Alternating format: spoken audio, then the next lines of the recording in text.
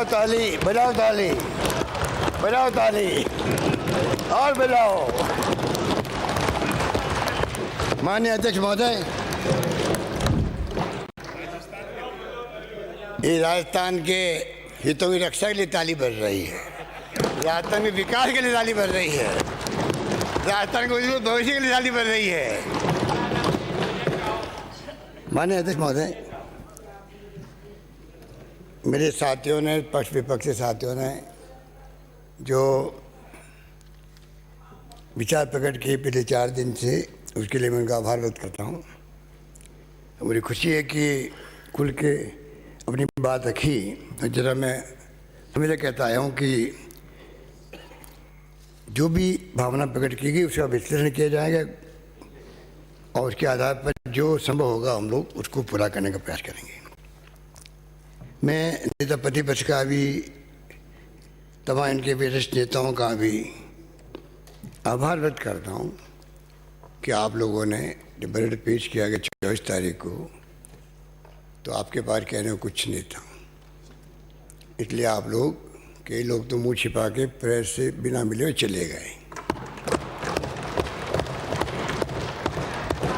और तो और चिंता प्रकट कर रहे हैं। अभी हमारे नेता प्रतिपक्ष पूरे अपने भाषण के अंदर चिंता प्रकट कर रहे हैं और बाद में गुस्से होकर बोलने लगे, भावुक होकर बोलने लगे, पता नहीं क्या होगा।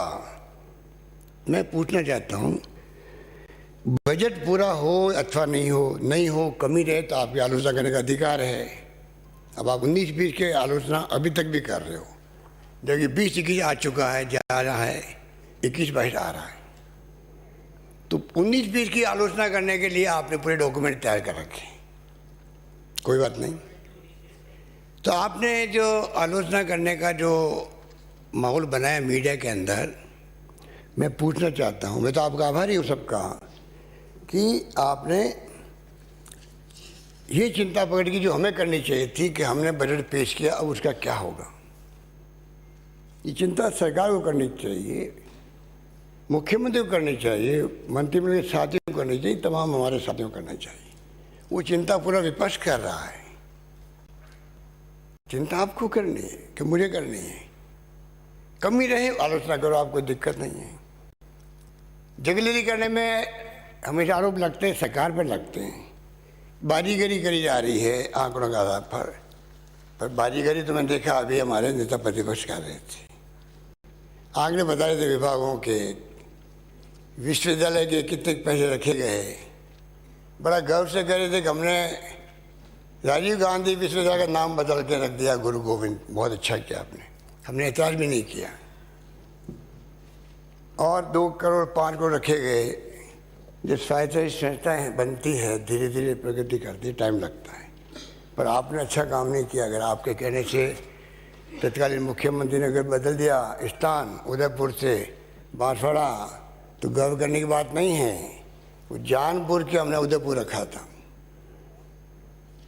कर्नल बैसला जब मुझसे मिलते आते थे, कॉलेज की बात थी, बयाना के अंदर खोलने की बात थी। उनके समाज के लोग गांव में खुलवाना चाहते थे। उन्होंने मुझे कहा कि समझते नहीं मेरे कौम के लोग, अगर बयाना में खुलेगी कॉलेज तो वहाँ पर गुर्जर समाज के साथ साथ में और जातियों के बच्चे साथ पढ़ेंगे, आपस में विचारों का आदान प्रदान होगा, संस्कारों का, परंपरा का होगा, तो हमारे गुर्जर समाज जो पिछड़ा हुआ समाज है उनकी बच्चियों को भी एक्सपोजर ज़्यादा मिलेगा। अगर आप आदिवासी क्षेत्र के बच्चे उधर आके पढ़ते तो आपको क्या तकलीफ थी। आपके छत्तीसी गाँव के बच्चे साथ पढ़ते, आपस में मिलते जुलते, उनका एक्सपोजर होता और वो ज़्यादा प्रगति कर सकते थे। पता नहीं आपकी सोच है, आपको मुबारक। पर मैं कहना चाहूँगा, आप निश्चिंत रहे, जो हमने कहा है वो करके दिखाया पहले भी, अब भी दिखाएंगे, अब भी दिखाएंगे और कोई चिंता करने की जरूरत नहीं है। हमने कोरोना के बावजूद भी जिस प्रकार का मैनेजमेंट किया है, जो आपके सामने बजट पेश किया है, मैं उम्मीद करता था कम से कम उसको लेके, कोरोना के प्रबंधन को लेके आप लोग भी उसको अप्रिशिएट करोगे, वेलकम करोगे। एक शब्द नहीं बोले हमारे नेता प्रतिपक्ष के बारे में, जबकि उस वक्त सबकी जान और सांसें अटकी हुई थी। पता नहीं क्या होगा, हमारी ज़िंदगी का क्या होगा, ज़िंदगी का क्या होगा। वो वक्त भी देखा हमने, भूलना नहीं चाहिए। वो वक्त भी देखा हमने, पूरा राजस्थान नहीं पूरा देश दुनिया चिंतित थी, तभी शानदार प्रबंधन किया है। और मैं समझता हूँ कि उसमें आप सबका मैंने इन्वॉल्वमेंट रखा। अभी बजट पेश करते माननीय अध्यक्ष महोदय, मैंने सीधा मुख्य सचिव को फ़ोन किया दोपहर को ही कि तमाम विभागों को निर्देश दिया कि जो बजट के प्रस्ताव है उनके श्रेणीबद्ध करें उनको, जैसे कि मॉनिटरिंग शुरू कर सकें जल्दी। अगर आपकी भावना ये है कि बजट टाइम बाउंड कैसे इम्प्लीमेंट हो, तो मैं कहना चाहूँगा कि मैं उस काम में उसी दिन से लग गया हूँ जिस दिन से हम लोगों ने बजट पेश किया है। और ऑर्डर निकल चुके हैं विभागों के अंदर, पूरी श्रेणीबद्ध की जा रहे हैं और मॉनिटरिंग हम लोग खुद करेंगे। और तो और हमने tax amnesty schemes, stamps and registration act के अंतर्गत संशोधित प्रावधानों को भी हमने लागू कर दिया है, जो हमने घोषणा करी थी बजट के अंदर। और तो जो हमने सबका कर्मचारियों का और आप सबका जो पहला रोक रखा था 1600 करोड़ रुपये डेफर्ड कर दिया था, उसको भी रिलीज कर दिया। इसके माने हैं एक संदेश देने के लिए कि सरकार मैनेजमेंट करेगी, चाहे केंद्र से इमदाद मिले, कम मिले, ज़्यादा मिले। आप बार बार जो कहते हैं ना केंद्र सरकार को आप लोग बुरा भला कहते हैं और फिर उम्मीद करते हो आपकी इमदाद करे। हम बुरा भला कभी नहीं कहते, हम तो ये कहते हैं कि जो संविधान में लिखा हुआ है खाली उसको आप लागू कर दो। क्या वो कहने का हमारा अधिकार नहीं है? संविधान के अंदर लिखा हुआ है कि फाइनेंस कमीशन बनेंगे, रिकमेंडेशन करेंगे, उसके आधार पर डिवीज़न होगा रेवेन्यू का, केंद्रीय करों का डिवीज़न होगा, जीएसटी आएगा तो जीएसटी डिवीज़न होगा। अगर हम वो मांगते हैं और नहीं मिलता है तो क्या हमारा अधिकार नहीं कि हम उसके बारे में बात करें? ये मेरे समझ के परे है। बार बार आपका ये सोच कि जैसे हम लोग कोई पूर्वाग्रह से ग्रसित होकर कोई बात कह रहे हो। हमारा अधिकार हम मांग रहे हैं और दे रहे तो हमारे पर एहसान नहीं कर रहे हैं। किसी पार्टी सरकार हो, केंद्र सरकार को देना ही पड़ता है जो कानून के अंतर्गत प्रोविज़न है, वो मांग रहे हैं। पर जिस रूप में केंद्र सरकार जगलेरी कर रही है वो अफसोसजनक है, अफसोसजनक है। किस प्रकार से 14 फाइनेंस कमीशन ने कहा कि 32% से केंद्रीय करों के हिस्से बढ़ेंगे, 42% जाएंगे, 42% हो जाएंगे। अच्छा मंशा से कहा होगा, केंद्र सरकार को करना पड़ा 32 से 42%। पर साथ में उन्होंने जितनी स्कीमें थी अध्यक्ष महोदय, उन तमाम स्कीमों को उन्होंने जो CSS होती है, सेंट्रल स्पॉन्सर स्कीम, उन सबको उन्होंने तोड़ मोड़ दिया। उनका जो रेशियो था 90-10 का, 80-20 का, 60-40 का, 100% का, तो तमाम उन्होंने तोड़ मोड़ कर करके 50% में लेके आ गए। और तो और जो बीमा आपकी आयुष्मान भारत का नाम लेते हैं कि प्रधानमंत्री ने बड़ी योजना लागू कर दी, 60-40 का रेशियो है, आज 39-41 हो गया है, 61 हो गया है, क्योंकि कैप लगा दी है। आप इससे ज़्यादा प्रीमियम नहीं दे सकते हो। अब हमने घोषणा करी है, उसका भी आपने स्वागत नहीं किया। कुछ तो 2-3 घोषणाओं का स्वागत आपको भी करना चाहिए था कम से कम। हमने कहा यूनिवर्सल हेल्थ कवरेज मिलेगा, पूरे प्रदेशवासियों का बीमा किया जाएगा। क्या ये स्कीम भी हमारी आपको पसंद नहीं आई? आपने हमारी कोई स्कीम का एक शब्द नहीं बोले, कहा ये आपने अच्छा काम किया, हम इसको स्वागत करते हैं। उसके कारण अब मालूम आपको क्या होगा अध्यक्ष महोदय, 10% केंद्र सरकार का सिर्फ और 90% करीब वही पूरा पैसा स्टेट गवर्नमेंट देगी, तो सबका बीमा करके रहेगी। मैं कहना चाहता हूँ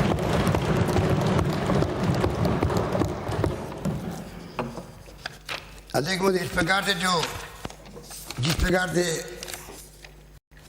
हमने जो अभी मैंने कहा आपको कि फाइनेंशियल क्राइसिस है, इसमें कोई दो राय नहीं। जब कोरोना आ गया तो ना स्वाभाविक है, पूरे देश चाहे केंद्र सरकार हो चाहे राज्य सरकारें हो, उनके सामने क्राइसिस है, इसमें कोई दो राय नहीं। पर उसके बावजूद भी जो मैनेजमेंट किया जा रहा हमारे यहाँ वो शानदार है, शानदार है। आपकी सरकार के तुलना में बहुत शानदार है। ये मैं बताना चाहूँगा अभी आपको कि जिस रूप में अभी कई साथियों ने कहा 31 दिसंबर तक जब कोरोना काल था तो तमाम लॉकडाउन था, फैक्ट्रियाँ बंद, उद्योग धंधे बंद, सब कुछ बंद था, तब भी ये कहा गया 60%, शायद नेता उपनेता ने कहा होगा आपके पार्टी के, और कुछ साथियों ने कहा 31 दिसंबर तक 60% पैसा ही खर्च हुआ, शायद आपने कहा होगा, ठीक है। मैं कहना चाहूँगा 31 दिसंबर तक 60% नहीं हुआ है, 62.15% खर्च हुआ, नंबर एक। पर आपको मैं कहना चाहूँगा कि 62.15% तो वही है, पर आपके वक्त में और हमारे वक्त में बहुत फ़र्क है। हमारे वक्त में 62 भी हुआ, पहले 65 भी हुआ था, पिछली बार सरकार थी तब। आपके वक्त में तो 46%, 14-15 में, 50.72% 15-16 में। जब उदय योजना आई जिसका जिक्र आपने किया, आपने किया 63.45 इसलिए हुआ, उदय योजना का पैसा जब सरकार ने अपने ऊपर ओढ़ लिया, बिजली कंपनियों जिसका जिक्र आप कर रहे थे अभी, तब जाके आपका दिसंबर 31 तक 63.45% हुआ है। बाकी फिर आप आ गए दिसंबर तक 49.50। बताइए आप, गुण 50.50, गुण 50.50। और जब चुनाव का वर्ष था तब आप आए 60.14। आप बताइए, ये फिर जो आज कोरोना के बावजूद भी हमारा जो इतनी स्कीमें लॉन्च की हम लोगों ने, कॉलेज को लेके आप लोगों ने खूब कमेंट किए, सब विभागों के अंदर खर्चे हो गए। ये आंकड़े गलत हैं, ये आंकड़े गलत बनाए गए हैं जो आपको दिए गए हैं। अध्यक्ष महोदय, जो हालात है देश के अंदर, हमें सोचना पड़ेगा कि उसके बावजूद भी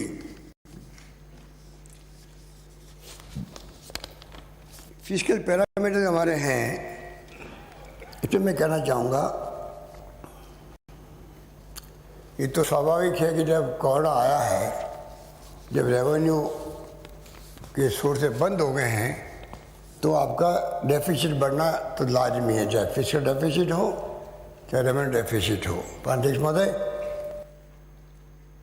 उसके बावजूद भी 2020-21 के अंदर हमने जो बी प्रस्तुत की थी बजट एस्टिमेट, वो 2.99 के थे, और अभी जब रिवाइज्ड संशोधित बजट पेश किया है उसके अंदर 6.12 है, बढ़ गया है, क्योंकि कोरोना के कारण से सारे, मैंने कहा आपको जो स्थिति बनी है चारों ओर से, ऊपर से केंद्र सरकार की जो योजनाएं थी और जो उनकी सोच है, जिसके कारण जो इमदाद मिल सकती नहीं मिली, तो 6.12 है। पर केंद्र सरकार की स्थिति देखिए आप, उनकी तो रेवेन्यू डेफिसिट 2.7% था केंद्र का बजट के अंदर एस्टीमेट, वो 7.5% हो गया रेवेन्यू का केंद्र का, और फिस्कल डेफिसिट 3.5% था, सीधा 9.5% चला गया। तो कुछ तो किया होगा हम लोगों ने, प्रबंधन, वित्तीय प्रबंधन, तब जाके स्थिति बनी। ये आपकी समझ में नहीं आएगा, क्योंकि आपने तो पीजड़ी से हो गया, आपने आज अपनी बातें कही है, पीजड़ी से होके कही आपने।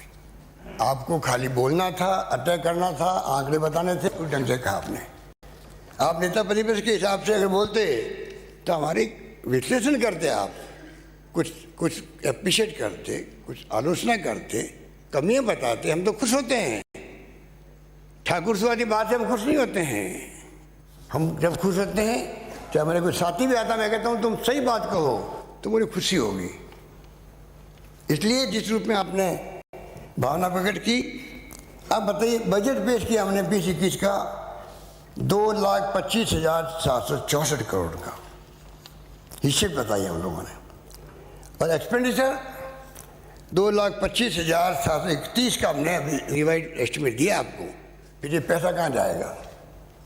पैसा पड़ा रहेगा ट्रेजरी के अंदर, यहाँ खर्च नहीं किया, यहाँ खर्च नहीं किया, यहाँ खर्च नहीं किया, बताते रहे आप लोग। फिर ये क्या है? रिवाइज एस्टिमेट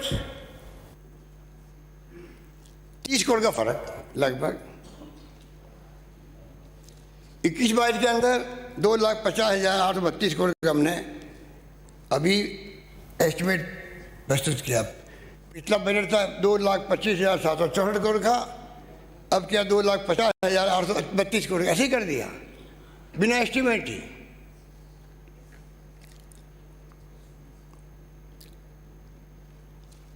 मैं आपको निवेदन करना चाहूँगा कि जो फिस्कल डेफिसिट है उसके अंदर आप देखिए, जब आपकी सरकार होती है 2004 से 4, 5 और 8, 9 तक, तब जो GDP 30% होना चाहिए, आपके वक्त में 3.10 था, बढ़ गया 3% से।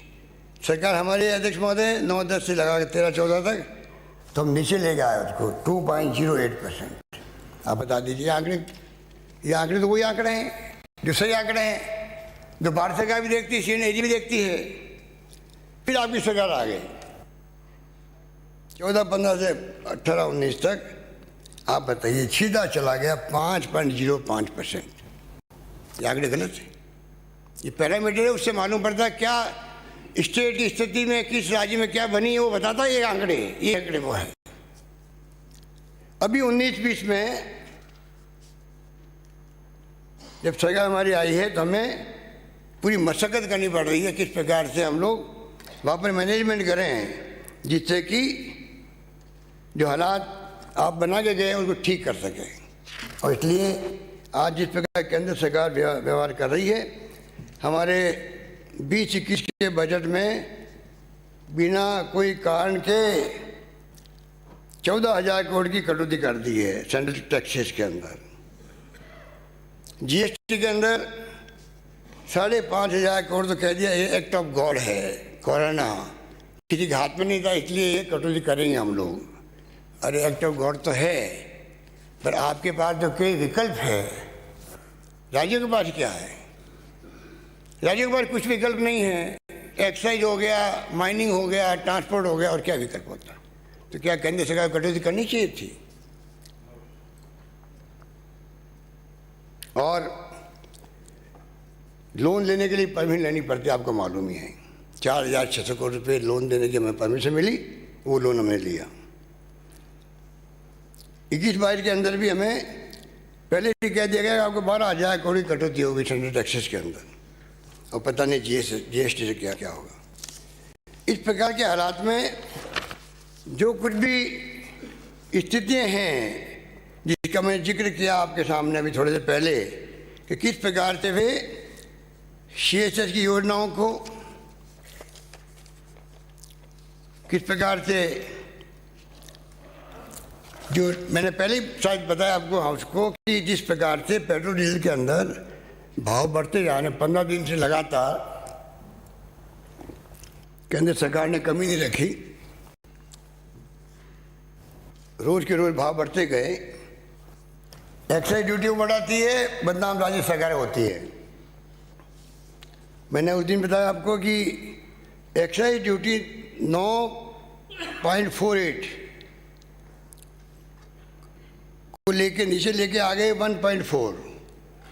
अब मैं माननीय नेता प्रतिपक्ष पूछना चाहूँगा कि जिसमें राज्यों का हिस्सा होता है पूरे देश के अंदर, उस एक्साइज ड्यूटी कहलाती है मेन एक्साइज ड्यूटी, उसमें 9 रुपये 48 पैसे था, उसको लेके आ गए 1 रुपये 40 पैसे प्रति लीटर।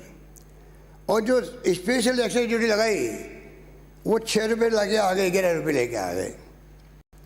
एडिशनल एक्साइज ड्यूटी लगाई, वो 6 रुपये लगाए, 18 रुपये लेके आ गए।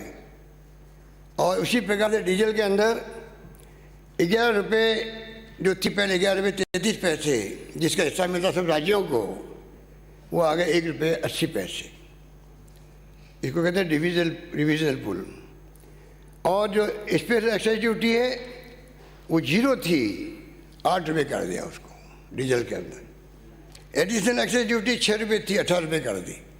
आप बताइए, हमने 2% फिर भी तमाम सबकी भावनाओं का आदर करते हुए हमने उसको कम किया। 1000 करोड़ का रेवेन्यू में लॉस हुआ। तब भी हमने किया क्योंकि पूरे देश के अंदर और प्रदेश के अंदर जिस प्रकार आग लगी हुई थी, पेट्रोल डीजल को रेट को लेकर के सब लोग चिंतित थे। इसलिए मैंने आपको निवेदन किया, मैं वापस रिपीट नहीं करना चाहता। जो स्कीमें सब स्कीमों की दर्जा बढ़ा दी इन्होंने। प्रधानमंत्री ग्रामीण सड़क योजना 100% पैसा मिलता था, 40-60 कर दिया। समेकित महिला सशक्तिकरण कार्यक्रम 100% मिलता था, 40-60। राष्ट्रीय स्वास्थ्य मिशन 25 राज्य का 75 केंद्र का था, 40-60।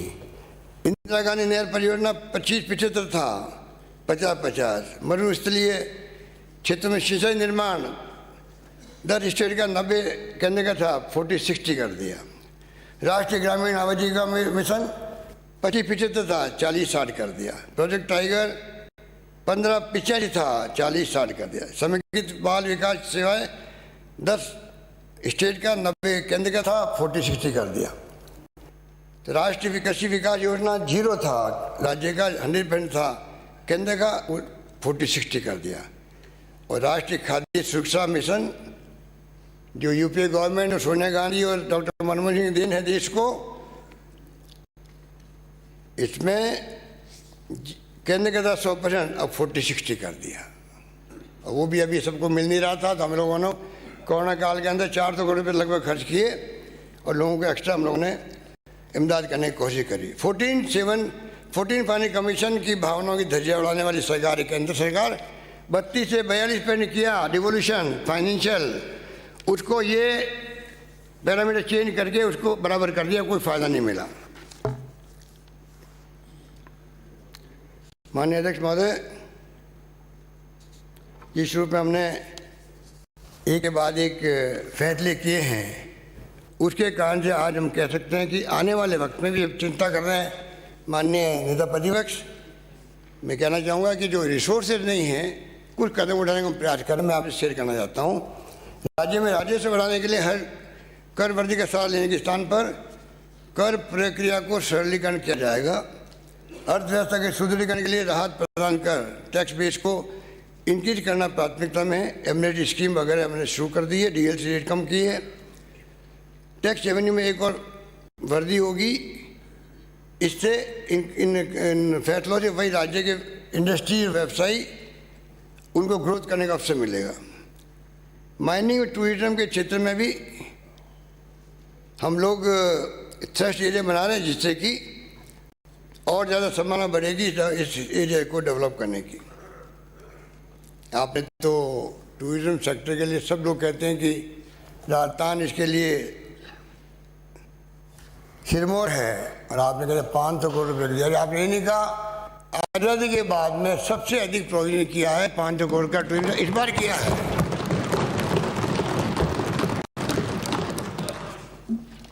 टैक्स कवरेज को बढ़ाएंगे, टैक्स इवेजन के लिए कड़ी कार्रवाई की जाएगी।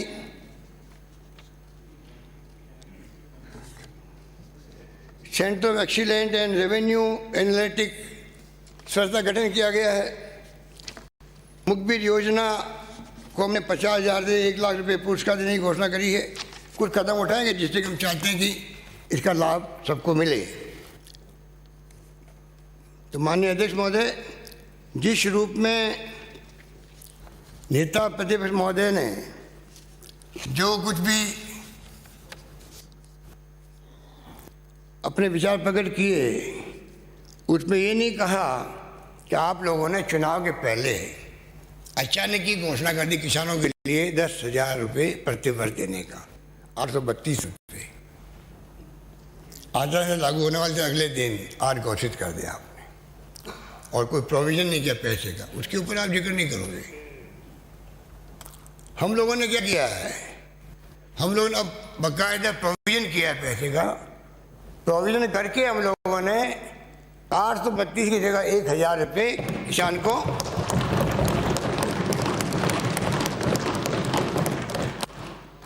$10,000 की बजाय 12,000 रुपये प्रति वर्ष मिलेगा। अब अगर खुशी में ताली बजाते हैं आपको तकलीफ क्यों होती है, बता दीजिए मुझे।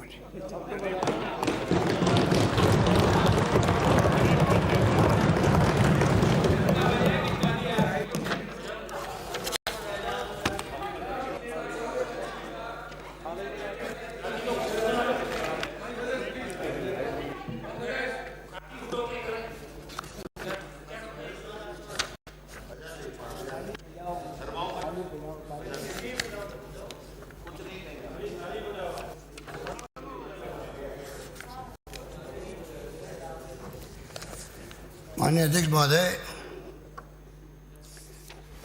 हिटलर तक बात आ गई, हिटलर तक बताइए। अब हम हिटलर हैं, हम लोग हिटलर हैं, बताइए अध्यक्ष महोदय। हिटलर शाही कहाँ चल रही है, राजस्थान में चल रही, दिल्ली में चल रही, बताइए।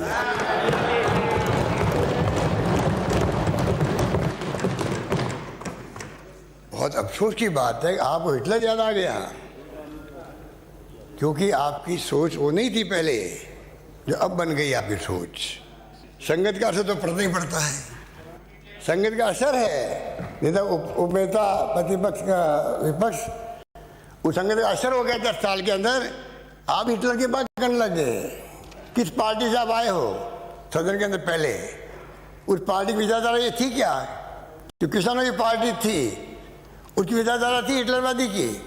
आज हिटलरवाद का तांडव हो रहा देश के अंदर। आज income tax, ED, CBI, judiciary, election commission, कोई बाकी बच गया है क्या, कोई बाकी बचा हुआ है?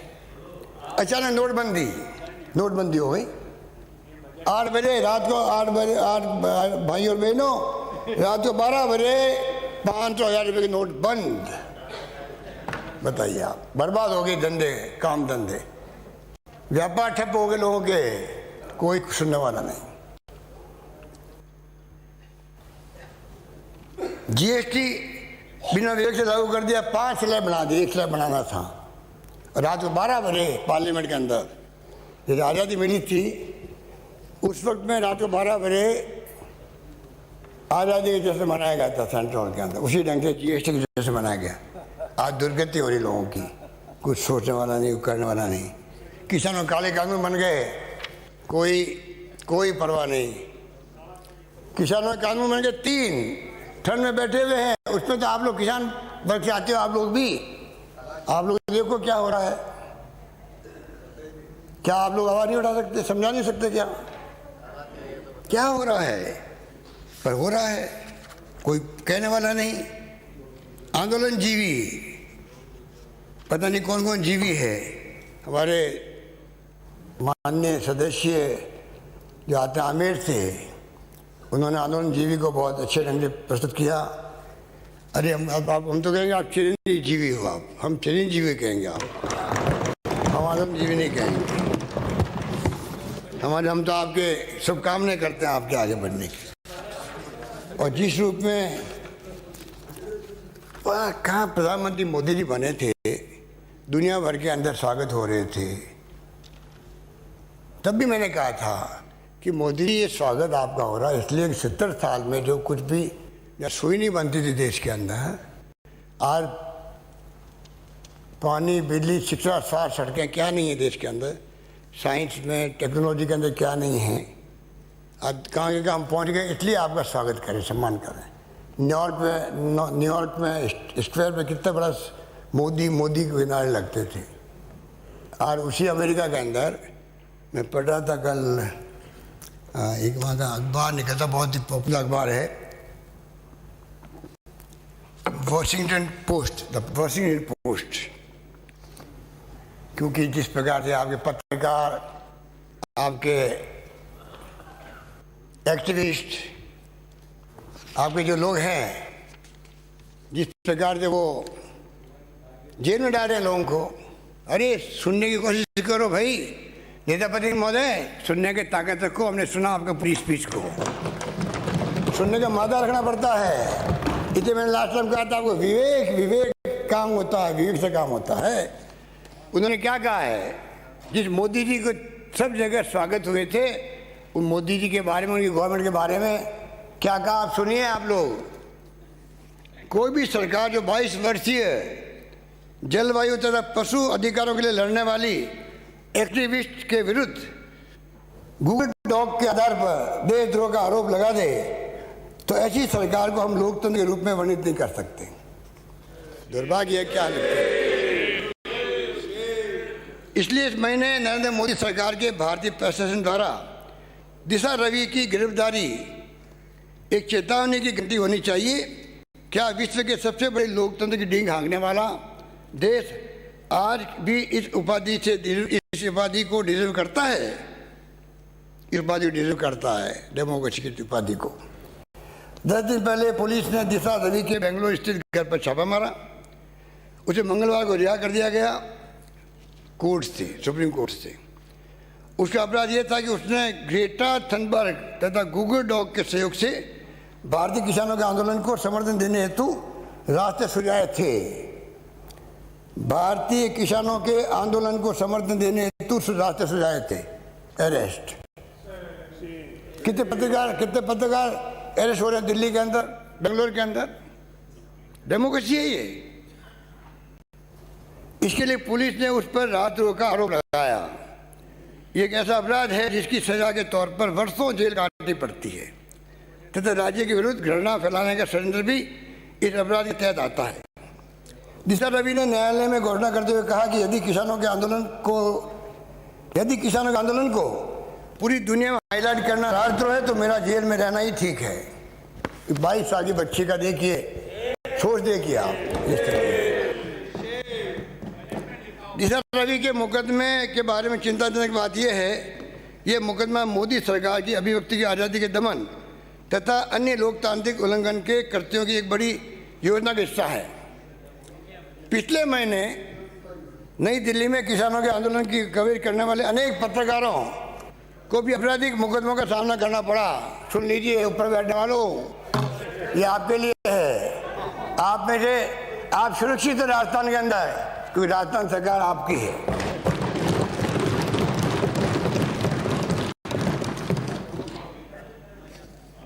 किसानों के प्रदर्शन से जुड़े हजारों लोगों के ट्विटर खतों को ब्लॉक करने के लिए सरकार ने ट्विटर पर दबाव डाला है। भारत के मुख्य धारा के मीडिया को भी धमकाकर स्वयं की सेंसरशिप लागू करने के लिए कहा गया है। कृषि सुधार हेतु बनाए गए कानूनों का किसान विरोध कर रहे हैं। मानकों के प्रति मोदी सरकार की बेपरवाही तथा अवज्ञा का यह कृषि कानून गवाह है। कई अर्थशास्त्रियों का मानना है कि कृषि सुधार आवश्यक है तथा इन्हें बहुत पहले ही कर दिया जाना चाहिए था, किंतु मोदी की सत्तारूढ़ भारतीय जनता पार्टी ने इन कानूनों को संसद में अर्थपूर्ण बहस किए बिना ही थोप दिया गया है। वो कृषि कानून का पक्ष ले रहा है, वो लिख रहा है। वो नहीं लिख रहे हैं जो कृषि कानून के खिलाफ बोल रहे हैं, किसानों के साथ बैठे हैं वो नहीं बोल रहे हैं। वो बोल रहे अखबार जो किसानों के कानून को का पक्ष ले रहा है, वो कह रहा है पूरी बात जो मैं बोल रहा हूँ आपके सामने।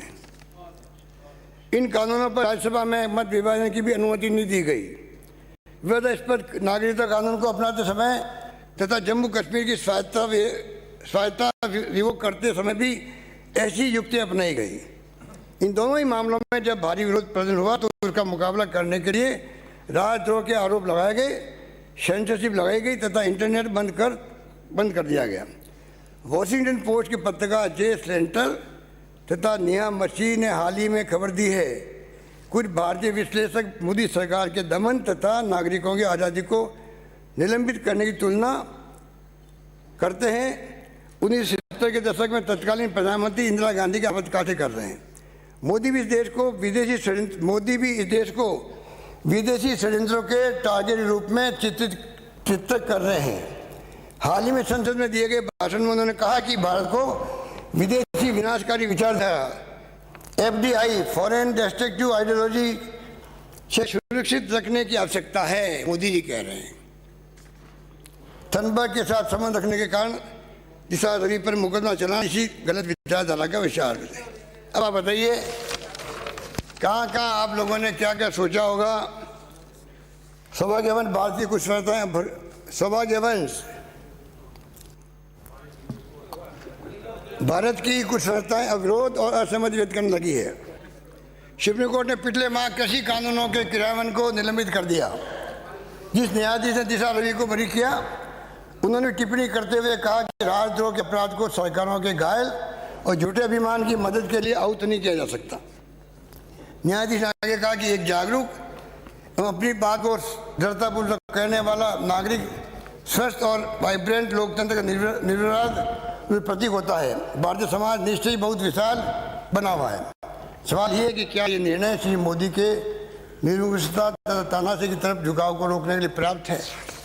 अगर आप बताइए क्या क्या हो रहा है देश के अंदर, आप लोग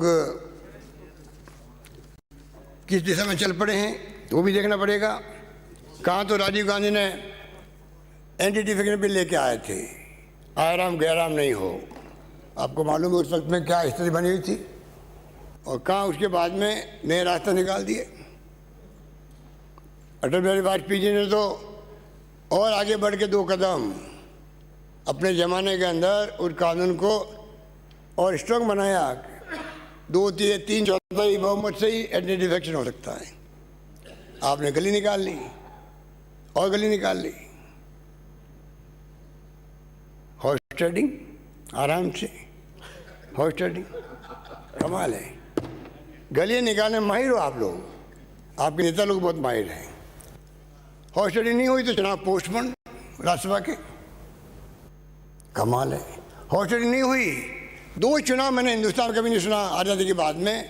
मेरे ख्याल से बहुत वरिष्ठ नेता है, कैलाश मेघवाले बैठे हुए हैं।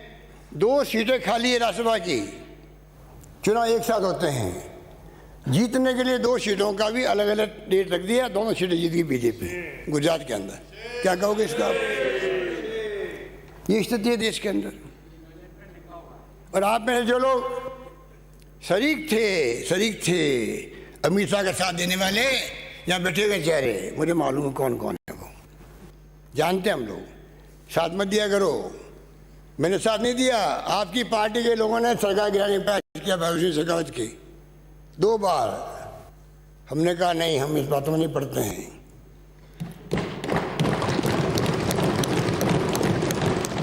आपकी पार्टी लोग थे, याद है आपको? चौकी ठाणी में ले गए थे, सबको खड़ा किया पुलिस वालों को बीच में, असेंबली की एक तरफ आप एक तरफ वो, कोई वोट इधर को तो नहीं चला जाए। वो टाइम ही था आपका। हमने सरकार बचाने का प्रयास किया था। वो अरे जिंदगी में मुख्यमंत्री बनने के लिए वैल्यू बेस्ड राजनीति करनी पड़ती है, ऐसे मुख्यमंत्री नहीं बनता है। अगर आप वैल्यू बेस्ड राजनीति नहीं करोगे, उम्मीदवार बन जाओगे मुख्यमंत्री के, चाहे केंद्र में बैठे हुए नेता हैं, चाहे यहाँ बैठे हुए नेता हैं, एक नहीं बन पाओगे। ध्यान रखना, आप वही बनेगा जो वैल्यू बेस्ड राजनीति करेगा। क्या करने कर रहे थे आप? ये तो कैलाश मेघवाल का भला हो, टाइमली स्टेटमेंट दे दिया। ये परम रास्ता में नहीं है, उसका असर पड़ा है लोगों का। आपके अधिकार नेता कई लोगों को खूब कोशिश की पोरबंदर ले आने की। पोरबंदर 2 हवाई जहाज खड़े थे यहाँ पर, हवाई जहाज खाली वापस गए। एक हवाई जहाज मुश्किल से गया था। क्या बेइज्जती हुई बताओ आप लोग, क्या बेइज्जती हुई। इधर क्या देखते हो भाई, मेरी तरफ देखो ना। आप तो वरिष्ठ नेता हो। फसल माननीय अध्यक्ष महोदय, मैं आपसे इतना ही कहना चाहूँगा कि हम लोगों की तरफ से जो वादे किए गए हैं बजट के अंदर, उनको पूरा किया जाएगा। और ये भी मैं कह सकता हूँ कि फाइनेंशियल मैनेजमेंट पूरा होगा। और जिस रूप में हमने बजट पेश किया है और जो घोषणाएं की हमने वो राजस्थान के हितों को देखते हुए करी हम लोगों ने। कॉलेज के बारे में पता नहीं, शिक्षा विभाग में आप रहे हुए हैं नेता, कर्मचारी का टीचर रहे हुए, माननीय नेता प्रतिपक्ष, आप तो टीचर्स थे मेरे ख्याल से RSS में जाने के पहले। आपको तो मालूम है शिक्षा का क्या महत्व होता है। उसके बाद में आपने आलोचना करे कॉलेज कैसे खोल दिया आपने। 88 में 87 कॉलेज चालू हो चुके हैं राजस्थान के अंदर, और तो और आपने किरण महेश्वरी की कॉलेज खोलने पे ऑब्जेक्शन कर दिया। अरे अब तो दुनिया में नहीं है, अब तो कम से कम पूर्वाग्रह छोड़ो उनके प्रति। क्या आप लोगों ने इतना बड़ा दिल रखो, कमाल कर दिया। 4 कॉलेज खोला आपने, दिल से मैंने कहा, किसी ने मांग नहीं करी थी, और आपने कह दिया अपने अपने तो खुद का एग्जाम्पल दे दिया। आप चिरंजीव हो, लंबी उम्र आपको भगवान दे, और आपने कहा अगली बार अगर मैं रहा यहाँ तो आप रहोगे, रहना चाहिए आपको।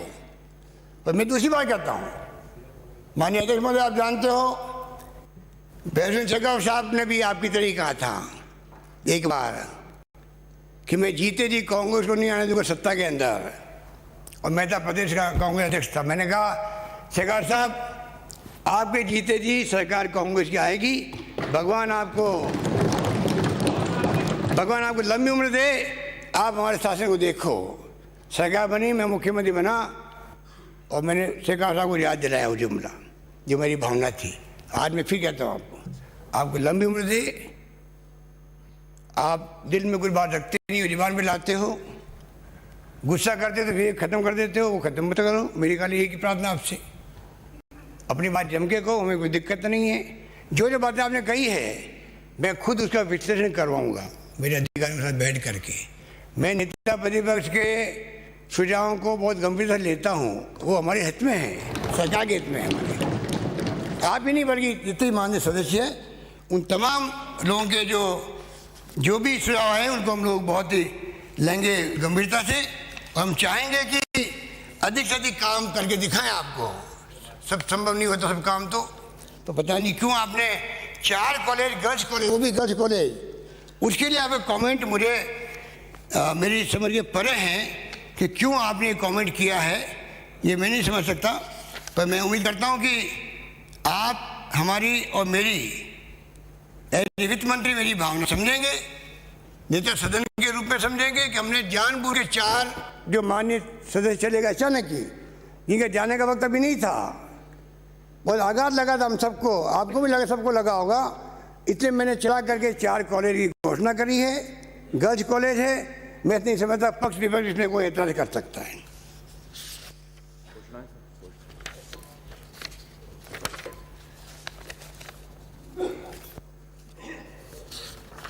अब माननीय अध्यक्ष महोदय, मैं कुछ घोषणाएं इस मौके पर जो हमारे के साथी हैं बोलना तो बहुत कुछ था, क्योंकि केंद्र सरकार ने जिस प्रकार से बिहेव किया हमारे साथ में, 20 लाख करोड़ का पैकेज घोषित कर दिया, 10% GDP को बता दिया, जबकि 1.2% था वो, और पूरा लोन बेस्ड था वो। कोई राज्यों को इमदाद नहीं करी, कोई इंडस्ट्री को नहीं करी, कोई व्यापार को नहीं करी।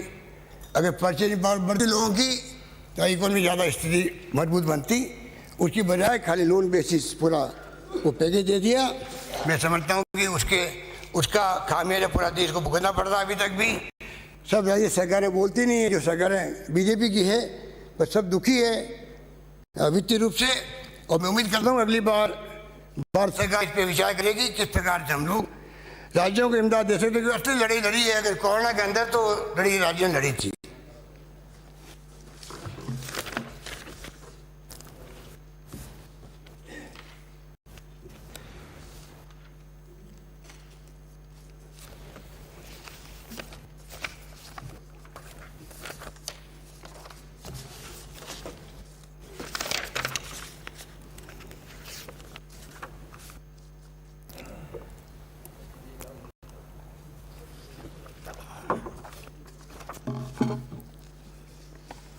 माननीय अध्यक्ष महोदय, हमारे माननीय सदस्य ज़्यादातर तो पक्ष के हैं, बहुत कम विपक्ष के आते हैं। हो सकता है उस पर विप जारी हो, वो आपकी मर्जी है। हमारे दरबारे सबके लिए खुले हैं। जो सुझाव आएंगे हम उनके काम करेंगे कि वो अपने क्षेत्र का मतलब राजस्थान का विकास चाहते हैं।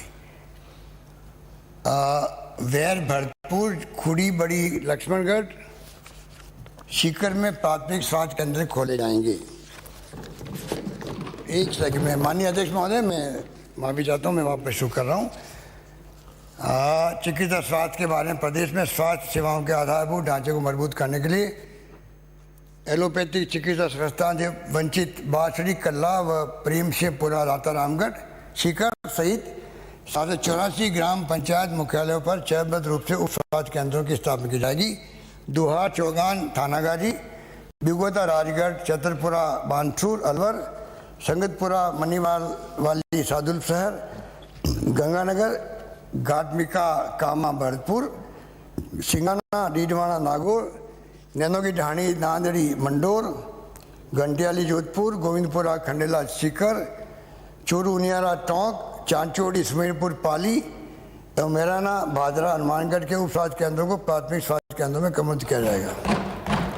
नाथद्वारा राजसमंद में शहरी प्राथमिक स्वास्थ्य केंद्र खोला जाएगा। जालुंदा, जावर, मावर जंक्शन, पाली, बाड़ी, जोड़ी, विराटनगर, जयपुर, फरडोद, जायल, नागौर, चांबा, सिरगढ़, जोधपुर, तिंगावा, कोट कासिम, अलवर, खरेरी, वैर भरतपुर, तो खुड़ी बड़ी लक्ष्मणगढ़, सीकर में प्राथमिक स्वास्थ्य केंद्र खोले जाएंगे। जैजाबाद, नैनवा, बूंदी, बिहार, सिव, चवा, बाड़मेर, जलुथर, नगर, छिंछनी, Bharatpur, Balara, Laxmangarh, Sikar, Manpur, Sikrai, Abhaneri, Bandikui, Nangal, Rajawatan, Dausa, Keru, Luni, Tena, Shergarh, Jodhpur, 61F block Srikaranpur, Binjbayla block Padampur, Shri Ganganagar, Jindiyali, Jaisalmer, Renwal, Manjhi व माधोराजपुरा, जयपुर, रेवतड़ा, जालोर व बड़ौदिया, बागीडोरा, बांसवाड़ा के प्राथमिक स्वास्थ्य केंद्रों को सामुदायिक स्वास्थ्य केंद्रों में कन्वर्ट किया जाएगा। किशनपुर, जयपुर में सैटेलाइट अस्पताल बनाया जाएगा। लालसोट, दौसा, बस्सी, जमारामगढ़ और फागी, जयपुर एवं लक्ष्मणगढ़, सीकर के सामुदायिक स्वास्थ्य केंद्रों को उप जिला चिकित्सालय में कन्वर्ट किया जाएगा। उप जिला चिकित्सालय सलूम्बर, उदयपुर को जिला चिकित्सालय में कन्वर्ट किया जाएगा।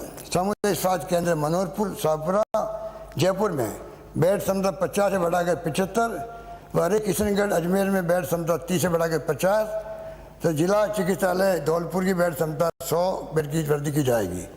बगड़िया अस्पताल, सुरानगढ़, चूरू में ICU विकसित किया जाएगा। कुमेर, भरतपुर में नर्सिंग कॉलेज की स्थापना की जाएगी। जोधपुर के मतदास माथुर अस्पताल में ट्रॉमा सेंटर की सुविधा बढ़ाने के लिए न्यूरो सर्जरी की एक और यूनिट, तथा महात्मा गांधी अस्पताल में ऑर्थो स्पाइन यूनिट खोली जाएगी। शिक्षा विभाग में कृषि संकाय की मांग को दृष्टिगत रखते हुए 600 राजकीय विद्यालयों में कृषि संकाय खोले जाने की घोषणा की गई थी। इसी क्रम में माननीय सदस्यों ने विज्ञान संकाय खोलने के लिए ज्ञापन दिए। उनकी भावना के अनुरूप प्राथमिकता आधार पर इंग्लिश मीडियम के 200 राजकीय विद्यालयों में विज्ञान संकाय खोले जाना प्रस्तावित है। राजकीय उच्च माध्यमिक विद्यालय शिवा की ढाणी, जयपुर को माध्यमिक विद्यालय में कन्वर्ट किया जाएगा। उच्च शिक्षा को बढ़ावा देने, आधारभूत सुविधाएं विकसित करने के लिए विभिन्न महाविद्यालयों में सुदृढ़ीकरण एवं भवन निर्माण के लिए आगामी वर्ष में 100 करोड़ रुपये व्यय किए जाएंगे। प्रदेश में उच्च शिक्षा में गुणवत्ता बढ़ाने एवं युवाओं को रोजगारोन्मुख शिक्षा प्रदान करने की दृष्टि से मुख्य विषय के साथ साथ अन्य विषयों के सेलेक्टेड कोर्सेज का विकल्प लिए जाने की आवश्यकता आवश्यक है। जैसे किसी आर्किटेक्ट का कोर्स करने वाले अथवा म्यूजिक में डिग्री करने वाले को इनसे संबंधित अपडेटेड कंप्यूटर सॉफ्टवेयर का ज्ञान होना आवश्यक है। इसी प्रकार आर्टिफिशियल इंटेलिजेंस पर काम करने वाले युवाओं को बिहेवियरल साइंसेज का ज्ञान होना आवश्यक है। इस प्रकार मिक्स प्रोजेक्ट सब्जेक्ट के साथ अध्ययन करने की सुविधा और व्यवस्था को क्रेडिट बेस्ड प्रणाली कहते हैं। आगामी वर्ष से चरणबद्ध रूप से प्रदेश में उच्च शिक्षा में क्रेडिट बेस्ड प्रणाली लागू किया जाना प्रस्तावित है। राज्य के ऑटोनॉमस इंजीनियरिंग कॉलेज की शैक्षणिक गुणवत्ता बनाए रखने की दृष्टि से भरतपुर, धौलपुर, करौली, झालावाड़, बारा व भीलवाड़ा इंजीनियरिंग कॉलेज को राजस्थान तकनीकी विश्वविद्यालय कोटा तथा अजमेर बीकानेर महिला अजमेर इंजीनियरिंग कॉलेज को तकनीकी विश्वविद्यालय बीकानेर, बांसवाड़ा स्थित इंजीनियरिंग कॉलेज को गोविंद गुरु जनजातीय विश्वविद्यालय बांसवाड़ा का एवं बाड़मेर इंजीनियरिंग कॉलेज को प्रस्तावित MBM विश्वविद्यालय जोधपुर का संगठक कॉलेज बनाते हुए वित्तीय संसाधनों का प्रबंधन सुनिश्चित किया जाएगा। साथ ही बाद में इसी कॉलेज में पेट्रोलियम संकाय खोला जाएगा। नीलवड़ा नागौर में कन्या महाविद्यालय खोला जाएगा। डीग व कुमेर भरतपुर में खेल स्टेडियम बनाया जाना प्रस्तावित है। किसानों को उनके द्वारा उत्पादित फल एवं सब्जियों का उचित मूल्य दिलाने, तत्काल मंडी उपलब्ध कराने तथा उपभोक्ता तक सीधी सप्लाई सुनिश्चित किए जाने के लिए मैं किसान ई मंडी की स्थापना की घोषणा करता हूँ। किसानों को जैविक पंजीकरण की सुविधा उपलब्ध करवाने के उद्देश्य से जोधपुर, उदयपुर, अजमेर, भरतपुर, बीकानेर, कोटा में Rajasthan state seed and organic certification agency के उपकेंद्र खोले जाएंगे। साथ ही एकल कृषकों को जैविक खेती प्रमाणीकरण शुल्क में 75% की छूट देना प्रस्तावित है। मंडावा, झुंझुनू, भूसावर, वैर, भरतपुर, चांदगुड़ी, सादुलपुर, चूरू, बायतू, बाड़मेर में कृषि महाविद्यालय की स्थापना की जाएगी। बामनबाद, सवाईमाधोपुर, रहनी, अलवर में कृषि उपमंडी की स्थापना की जाएगी। साथ ही खंडार, सवाईमाधोपुर में फल सब्जी मंडी खोली जाएगी। 600 पशु चिकित्सा उपकेंद्रों में 3 करोड़ की लागत से आवश्यक आधारभूत सुविधाएं उपलब्ध कराई जाएगी। जैसलमेर जिले में दुग्ध उत्पादक सहकारी संघ की स्थापना की जाएगी। बेघर व्यक्तियों को स्वावलंबी व आत्मनिर्भर बनाने एवं उनके पुनर्वास हेतु बेघर उत्थान एवं पुनर्वास नीति 2021 लाई जाएगी। वाल्मीकि समाज के बच्चों एवं युवाओं को प्रगति का उचित अवसर उपलब्ध कराने की दृष्टि से शिक्षा एवं रोजगार उन्मुख प्रशिक्षण दिलाए जाने के लिए 20 करोड़ रुपये राशि का वाल्मीकि कोष बनाए जाने की घोषणा करता हूँ। राजकीय छात्रावास आवासीय विद्यालय में प्रवेश हेतु छात्र छात्राओं की पात्रता की सीमा बढ़ाकर परिवार की वार्षिक आय 8 लाख रुपये तक की जाएगी। तो जिनके माता पिता राज्य सरकार के कर्मचारी जो लेवल 11 तक का वेतन प्राप्त कर रहे हैं को भी यह सुविधा उपलब्ध होगी। प्रदेश में अल्पसंख्यक विद्यार्थियों को दी जाने वाली प्री मैट्रिक, पोस्ट मैट्रिक एवं मेरिट कम मीन्स छात्रवृत्ति योजना से वंचित रहे पात्र अभ्यर्थियों को भी छात्रवृत्ति देना प्रस्तावित है। राज्य के विद्यालयों जिनमें कक्षा 6 से 8 में 10 से अधिक विद्यार्थी अल्पसंख्यक भाषा में अध्ययन करने के इच्छुक होंगे, उन विद्यालयों के अल्पसंख्यक तृतीय भाषा संस्कृत, उर्दू, सिंधी, गुजराती, पंजाबी के अतिरिक्त शिक्षक लगाए जाएंगे। नगर भरतपुर में अल्पसंख्यक बालिका छात्रावास एवं गड्ढा रोड शिव बाड़ में अल्पसंख्यक छात्रावास खोला जाएगा। जनजातीय क्षेत्र विकास में राजकीय विद्यालय में शहरी क्षेत्र के छात्र छात्राओं को छात्रवृत्ति, यूनिफॉर्म इत्यादि का सीधा लाभ देने के लिए डीबीटी के द्वारा 1 से 5 तक वर्तमान देय राशि को 3 से 4 गुना बढ़ाकर 1000 रुपये, वर्ष कक्षा 6 से 12 तक वर्तमान देय राशि को बढ़ाकर 2500 रुपये प्रतिवर्ष दिया जाना प्रस्तावित है।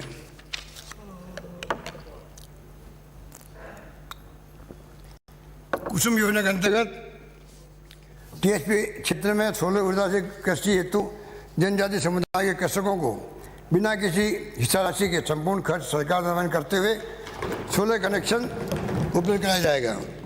वागड़ की सांस्कृतिक धरोहर को संरक्षण देने हेतु सागवाड़ा डूंगरपुर में 5 करोड़ रुपये की लागत से वागड़ सांस्कृतिक केंद्र का निर्माण कराया जाएगा। खादी एवं ग्रामोद्योग को बढ़ावा देने के लिए आगामी वर्ष में 5500 कतीनों एवं 300 बुनकरों को प्रशिक्षण दिलाया जाएगा। साथ ही प्रशिक्षण अवधि में कतीनों एवं बुनकरों को क्रमशः 300-500 रुपये प्रतिदिन स्टाइपेंड दिया जाएगा। इनमें से 500 कतीनों को अंबर चरखे, 300 बुनकरों को लूम वितरित किए जाएंगे। 10,000 कतीनों एवं बुनकरों को इंदिरा गांधी क्रेडिट कार्ड योजना में ब्याज मुक्त ऋण की सुविधा दी जाएगी। इलेक्ट्रॉनिक्स व अन्य टॉयज तथा स्पोर्ट्स गुड्स को विदेश से आयात करने के बजाय राज्य में बनाने की प्रबल संभावना है। अतः इन क्षेत्रों को रिस्क 19 के थ्रस्ट एरिया में सम्मिलित किया जाएगा। रिस्क 19 के अंतर्गत plug and play office complex में निवेश को प्रोत्साहन देने के लिए पात्र निवेश को 10 करोड़ से घटाकर 5 करोड़ किया जाएगा। रिस्क 19 के अंतर्गत वर्तमान में पर्यटन व स्टार्टअप की एमएसएमई इकाइयों को ही जिला स्तर पर आवेदन करने का प्रावधान है। अब ये सुविधा समस्त सर्विस सेक्टर की एमएसएमई इकाइयों दी जाएगी। राजस्थान अल्पसंख्यक वित्त एवं विकास सहकारी निगम को आर्थिक रूप से सक्षम बनाने हेतु वर्ष 13-14 से पूर्व के ऋणों के लिए एमनेस्टी योजना लाई जाएगी, जिसमें ऋणों के एक मुश्त भुगतान पर दंडनीय ब्याज व सामान्य ब्याज माफी के साथ मूल राशि पर भी छूट दी जाएगी। इसी क्रम में निगम को 20 करोड़ रुपये का एक मुश्त अनुदान दिया जाएगा। साथ ही SC, ST, OBC minority corporation को सुदृढ़ किया जाएगा। तुंगा बस्ती, जयपुर, जावाद, सिरोही, खेड़ली, कटुमर, अलवर में औद्योगिक क्षेत्र घोषित किए जाएंगे।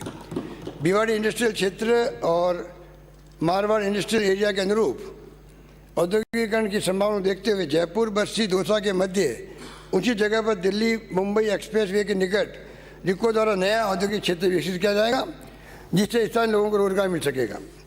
प्रदेश के हर जिला मुख्यालय पर स्किल टेस्टिंग एवं कैरियर काउंसलिंग सेंटर स्थापित किए जाएंगे, जिससे उद्योगों की मांग के अनुरूप ट्रेन एवं स्किल्ड मैन पावर उपलब्ध हो सकेंगे। राज्य की प्रत्येक नगर पालिका में 1, नगर परिषद में 3 और नगर निगम में 5 ओपन जिम स्थानीय पार्कों में स्थापित किए जाएंगे। इस पर लगभग 15 करोड़ रुपये का व्यय होगा।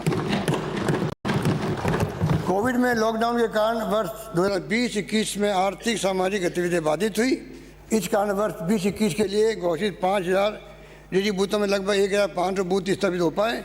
हम इस कार्य को आगामी वर्ष में पूर्ण करते हुए और आगे ले जाएंगे। इस प्रकार आगामी वर्ष में 5000 नए डेयरी बूथों का आवंटन सुनिश्चित किया जाएगा। जयपुर में 4 दीवारी क्षेत्र में सिविल लाइन व अन्य कार्यों हेतु 50 करोड़ रुपये व्यय किए जाएंगे। सागौद कोटा में 2 करोड़ रुपये की लागत से रिवर फ्रंट विकसित किया जाएगा। फतेहपुर सीकरी में सिटी नेचर पार्क का निर्माण कराया जाएगा। बागीडोरा बांसवाड़ा में जैर एवं जीवा खुटा एनीकट के से पेयजल हेतु 2 करोड़ रुपये की लागत से DPR तैयार कराई जाएगी। साथ ही हृदय जोशी कैनाल में नवीन साइफर का निर्माण कराया जाएगा।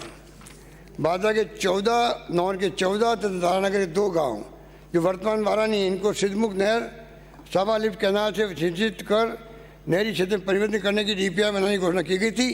यद्यपि इस क्षेत्र के लिए कैनाल से पानी उपलब्ध कराने के लिए पर्याप्त वाटर अलाउंस नहीं इंगित किया गया है, परंतु क्षेत्र की समस्या को देखते हुए पुनः फिजिबिलिटी रिपोर्ट बनाया जाना प्रस्तावित है।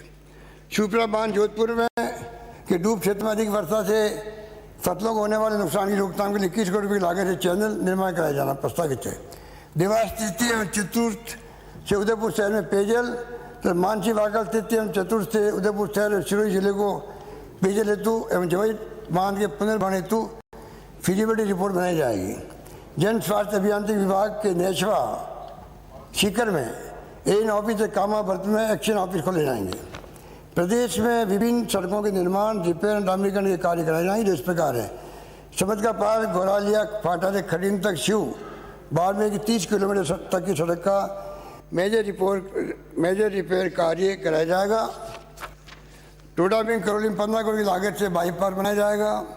बस्ती जयपुर क्षेत्र के अंतर्गत राज्य मार्ग संख्या 2 दूसरा तुंगा चाकसू से नागौर के 19 किलोमीटर रोड का सुदृढ़ीकरण एवं चौड़ीकरण किया जाएगा। खजूरी बिशीवाड़ा डूंगरपुर रतनपुर से माखरेड़ा सड़क पर पुलिया मरम्मत तथा माता कालकी माता से कालापाड़ा गुजरात सीमा तक सड़क निर्माण कार्य कराए जाएंगे। बेलवर राणा जी के चिंतों का स्थान बम्बोर से चामू शेरगढ़ जोधपुर तक की सड़क का डामरीकरण किया जाएगा। बांसवाड़ा कुशलगढ़ क्षेत्र में संपर्क सड़क टाडावडला से उंकाला कलीजरा से बलुंडा वसुनी सीमा तक व मुंदड़ी हमीरपुरा से सूरजकुंड तक डामरीकरण सड़क का निर्माण कार्य तथा संपर्क सड़क चुनावला पूर्ण निर्माण का कार्य कराया जाएगा। राज्य राजमार्ग 87A गोडू बज्जू कोलायत मोखा खालसा में 50 किलोमीटर सड़क का सुदृढ़ीकरण नवीनीकरण व चौड़ाईकरण का कार्य कराया जाएगा।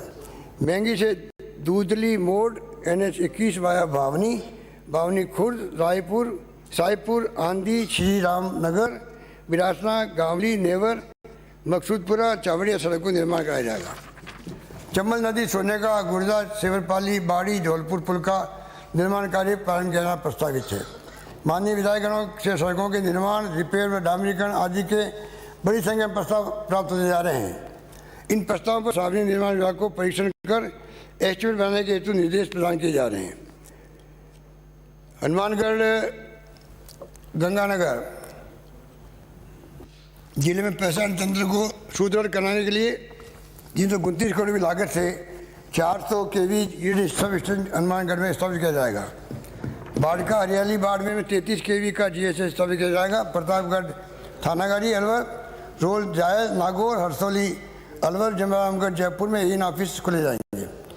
खाजूवाला बीकानेर कामा वर्तमान उप जिला परिवहन कार्यालय खोले जाएंगे।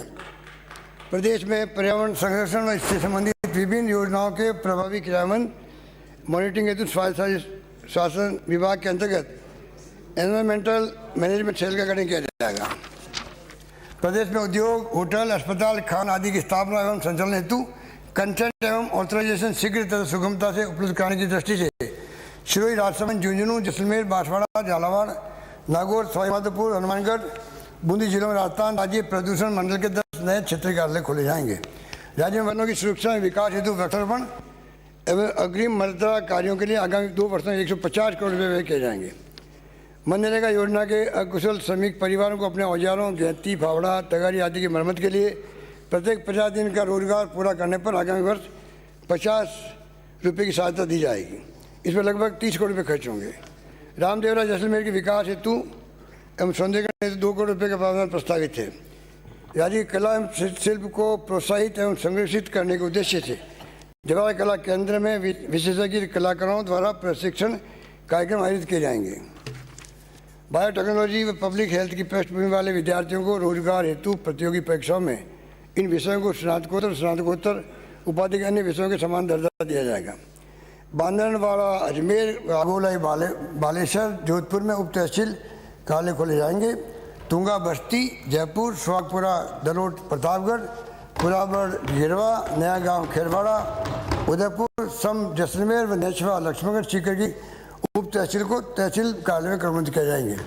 सीकरी नगर, भरतपुर व बिंडा, उदयपुर में उपखंड कार्यालय खोले जाएंगे। शहीद स्मारक डाबला, डीडवाड़ा, नागौर के विकास हेतु 50 लाख रुपये व्यय किया जाना प्रस्तावित है। टोकर, सेमारी, सागवाड़ा, बाबड़वाड़ा, खेरवाड़ा, उदयपुर, मोती चौराहा, डूंगरपुर में नवीन पुलिस चौकी खोली जाएगी। जयसिंहपुरा खोज, जयपुर में नया पुलिस थाना, सुरंगट चूरू में सदर पुलिस थाना खोला जाएगा। साथ ही पुलिस चौकी डी भरतपुर को क्रमबद्ध कर पुलिस थाना बनाया जाएगा। बस्ती, जयपुर और नवलगढ़, सीकर पर अतिरिक्त जिला सत्र न्यायालय एडीजे कोर्ट खोले जाएंगे। टोडा सिंह टोंक के सिविल न्यायाधीश न्यायिक मजिस्ट्रेट न्यायालय को वरिष्ठ सिविल न्यायाधीश और अतिरिक्त मुख्य न्यायिक मजिस्ट्रेट न्यायालय में क्रमबद्ध किया जाएगा। साथ ही लोहावट व बाप, जोधपुर, लखनपुर, भरतपुर व बिदा से चूरू में सिविल न्यायाधीश न्यायिक मजिस्ट्रेट न्यायालय खोले जाएंगे। प्रदेश में आगामी वर्ष में 200 से अधिक अधिवक्ताओं को नोटरी पब्लिक के रूप में नियुक्ति किया जाएगा। साथ ही नोटरी पब्लिक के 500 नए पद सिद्ध करने हेतु प्रस्ताव केंद्र सरकार को प्रेषित किए जाएंगे। राज्य के अधिस्वीकृत पत्रकारों को वर्तमान में मेडिक्लेम पॉलिसी की राशि को 3 लाख से बढ़ाकर 5 लाख रुपये करते हुए यूनिवर्सल हेल्थ कवरेज में शामिल किया जाएगा। वर्तमान में सीनियर जर्नलिस्ट के लिए 10,000 प्रतिमाह पेंशन के प्रावधान, इसको बढ़ाकर 15,000 रुपये प्रतिमाह किया जाना प्रस्तावित है। माननीय अध्यक्ष महोदय, इन शब्दों के साथ मैं अपनी बात समाप्त करता हूँ। धन्यवाद। सदन की बैठक शुक्रवार दिनांक 5 मार्च 2021 के प्रातः 11 बजे तक के लिए स्थगित की जाती है।